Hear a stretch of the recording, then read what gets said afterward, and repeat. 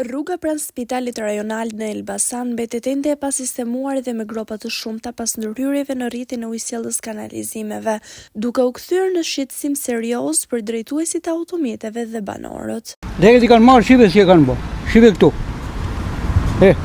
Tu është tërni çik me beton, çiço betoni kanë edhe aty. Çiçi është betoni këtu që e kanë bë vetëm. Çiçi është bë aty. Tash u bë. Apo merr lekët dhe ne ik. Ta rregullojnë si shje. Si shje ta rregullojnë. Po rruga si gjama dhe. Si që është kjo këtu, të bëhet ajo atje. Ajo gropa atje, koqata. Ajo gropa tjetër, atje pak më lartë, ke lokali atje përballë.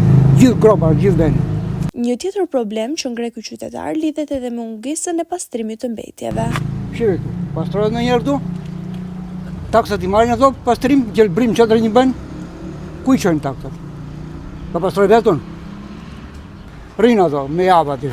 Kur ti teket aty ti vjen ti heq.